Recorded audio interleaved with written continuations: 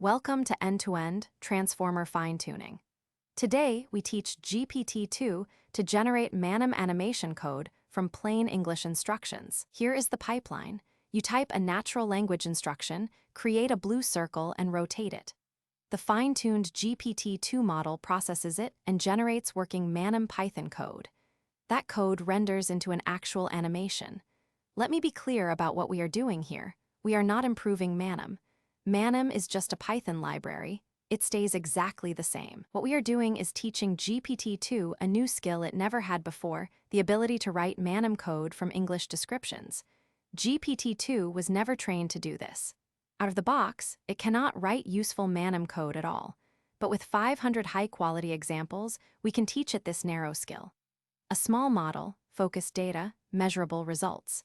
This is where domain-specific AI becomes practical. Manim is an open-source Python animation engine created by Grant Sanderson for the 3 Blue 1 Brown YouTube channel.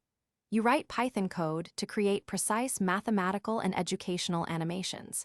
It is widely used by educators, YouTubers, and researchers. Important clarification, we are not improving Manim itself. Manim is just a Python library, untouched. What we are doing is teaching GPT-2 to write Manim code from plain English instructions. It is like teaching someone to write Python. You are not changing the Python language, you are teaching a person how to use it. Same idea here with GPT-2 and Manim. We use the Manim Python dataset from Hugging Face. It contains about 500 instruction-to-output pairs. Each pair has a natural language instruction, like create a blue circle and rotate it, and the corresponding Manim code that produces that animation. This is exactly the kind of focused dataset that makes domain-specific fine-tuning work. The model learns one clear pattern instruction in, code out. 500 examples is small by general AI standards, but for a narrow task, it is enough. We fine-tune GPT-2 Small, the 124 million parameter version. It is a decoder-only transformer released by OpenAI in 2019. Old by today's standards, but that makes it a great teaching baseline. Think of GPT-2 as a student who already knows how to read and write English, but has never seen a single line of Manim code. Our job is to show it 500 examples of Manim code paired with English descriptions. After studying these examples, the model learns the pattern. When someone describes an animation in English, respond with the corresponding Manim Python code. We are not making GPT-2 smarter in general. We are giving it one narrow, specialized skill. Before training, we format each example as a single text sequence. The instruction and output are combined into one prompt. Then the GPT-2 tokenizer converts the text into numerical input ID. GPT-2 is a causal language model, which means it learns by predicting the next token in a sequence.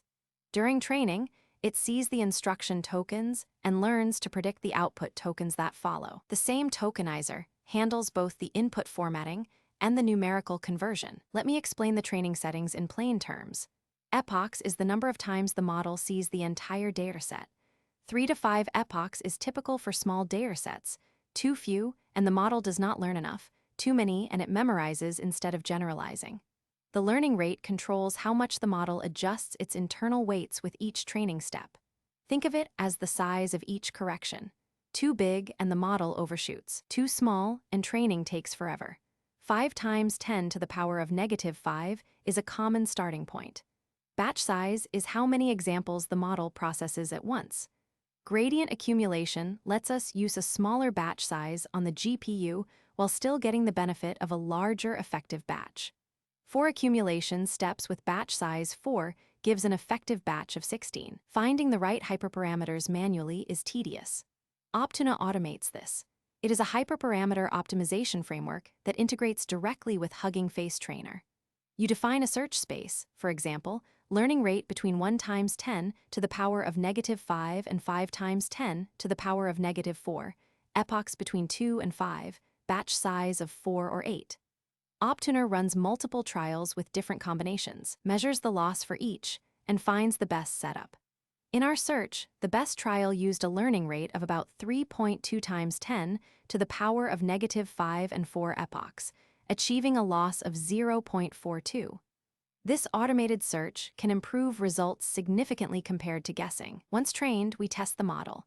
We give it a new instruction it has never seen, create a blue square, and rotate it. The model generates Manim code. Notice it imports Manim, defines a scene class, creates a blue square, and applies a rotation. The code follows the pattern it learned from the training examples. This is the most rewarding moment, seeing a fine-tuned model produce useful, structured output from a simple instruction. Generated code must be evaluated, not just trusted. We use a 4-step pipeline. Step 1 is syntax checking. Does the code even compile as valid Python? Using Python's built-in ASD parser, we catch syntax errors immediately.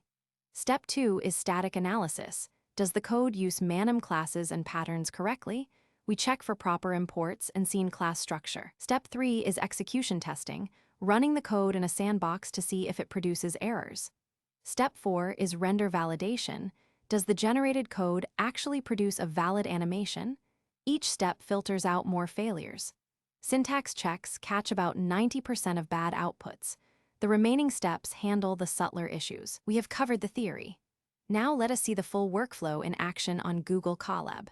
We will load the dataset, format the examples, run a smoke test, search for the best hyperparameters with Optuna, train the final model, generate Manim code from new instructions, and evaluate the output. First, we load the Manim Python dataset from Hugging Face, 599 instruction-to-output pairs. Each pair maps a natural language description like create a blue circle to actual working Manim code. We format these into a single text template, instruction colon, then the instruction, then output colon, then the code. This is the pattern GPT-2 will learn during training. Now watch the setup run. Dataset downloads, 500 examples loaded. We can see a sample, the instruction, and the corresponding Manim code. Then we load the GPT-2 tokenizer and model, 124 million parameters. The tokenizer converts our formatted text into numerical input ID that the model can process. 500 examples tokenized and ready for training. Before committing to full training, we run a smoke test, 1 epoch on just 100 examples. This proves the model can actually learn from our data. If the loss drops, we know the dataset and training setup work. The key arguments: 1 epoch, batch size 2, FP16 if GPU is available. Now watch. 50 steps in 6 seconds on a T4 GPU. Loss starts at 3.48 and drops to 0.87. The model is learning. Smoke test passed. Now hyperparameter search with Optuna. We define a search space, learning rate between 1 times 10 to the power of -5 and 5 times 10 to the power of -4, epochs between 2 and 5, batch size of 4 or 8.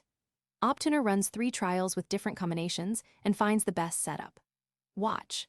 Trial 0, learning rate 3.68 times 10 to the power of -5, 5 epochs, batch 8. Loss drops to 0.45. This is our best trial so far. Trial 1, lower learning rate, fewer epochs, worse result. Trial 2, even lower learning rate but 5 epochs. Middle result. Optuna confirms trial 0 is best. The winning hyperparameters, higher learning rate, and more epochs produce the best results on this dataset. With the best hyperparameters from Optuna, we train the final model, 4 epochs, batch size 4, gradient accumulation of 4, learning rate 3 times 10 to the power of -5.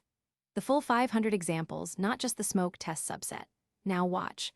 128 steps on T4 GPU. Loss starts at 2.66, already better than the smoke test because of the optimized settings. Step by step it drops. By step 40, below 0.6. By step 80, below 0.4. Final loss, 0.31. That is nearly 3 times better than the smoke test. The model saves as shard files. Training complete in about 2 minutes. Now the exciting part, generating code. We give the model 3 new instructions it has never seen. Create a blue square and rotate it. Draw a red circle and move it right. Create a triangle and scale it by 2. The generation parameters, temperature 0.7 adds creativity, top_P 0.9 filters for likely tokens, max 200 new tokens. Watch. All 3 outputs start with from Manim import star and define a scene class with a construct method. The structure is correct. The model learned the Manim code pattern from just 500 examples. Generated code must be validated. Our evaluation pipeline checks 3 things. First, syntax, does the code parse as valid Python? Second, static analysis, does it import Manim and define a scene class? Third, structure, does it have a construct method?